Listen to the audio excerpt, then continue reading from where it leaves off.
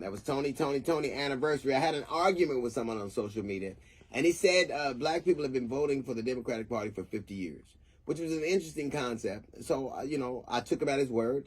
And the facts are a little funnier, or a little more kind of nuanced than that broad brush argument. So 57% of black people live in the southern region of the United States of America.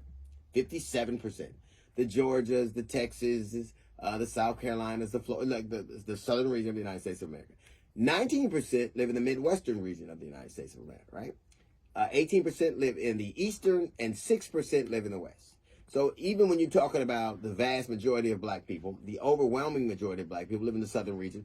But if you look at the Midwest, which is Ohio, which is mostly red, Missouri, mostly red, Oklahoma, which is mostly red, about 65% of black people have lived and do live and have lived under Republican governance. So they vote Democrat, but they're governed by Republicans and have been for a long time. Jackson, Mississippi is the blackest city in America, right? It is also the economic engine of Mississippi. Look at what happens to Jackson. Look at the laws that are passed there. Look at 215 bodies were found in the police.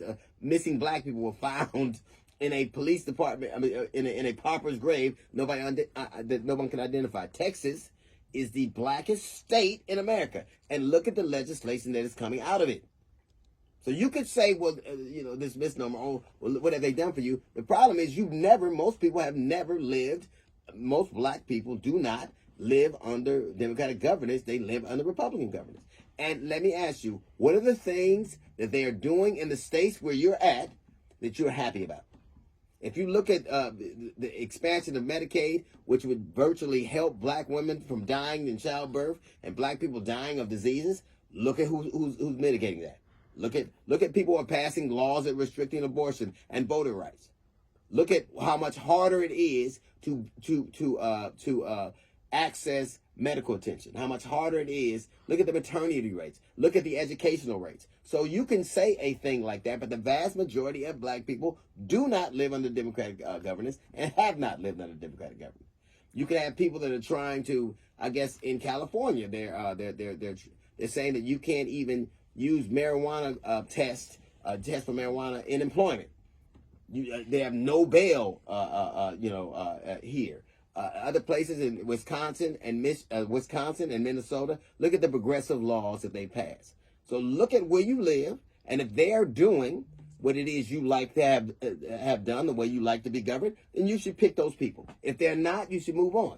Look at the laws that Texas is passing.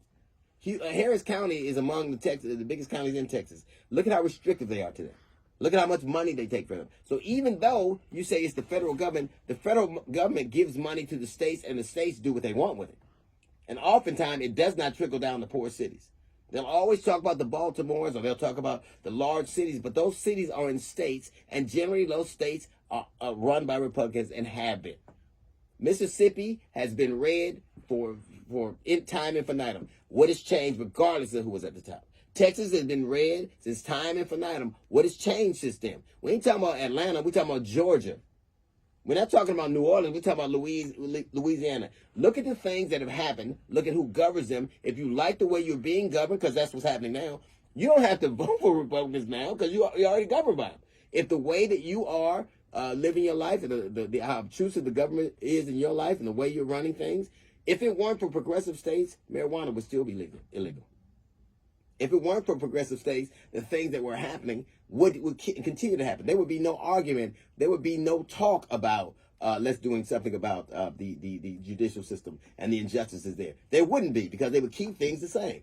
Nashville is a very progressive city, but look at what Tennessee does in response to it. They try to take their money away from them. They try to take their representation away from them. Look at what happens in Alabama. They're run by Republican governments. What do they try to do? Take your power away from you and make it harder for you to vote. Alabama and Arkansas are now approximating slavery. So don't say that what have they done for you in 50 years. The problem isn't that you voted for them. And the problem is they didn't win. And you're still in the situation you're in right now. It's not because of who you voted for at the top. Your state will determine your lot in life generally. And all they have determined to do is to make it harder for you to learn your history, make it harder for you to get abortion, make it hard for you to get Medicaid, make it hard for you to learn anything, period. But what they'll give you is a gun. So don't say that you voted for these people. What happened? You've lived in a situation where the people that they're suggesting you vote for now govern you already. If you like that, vote for it. If you don't, don't. That's a little note from the GED section. Got the Jazz Report coming up in 15 minutes. It's the D.L. Hughley Show.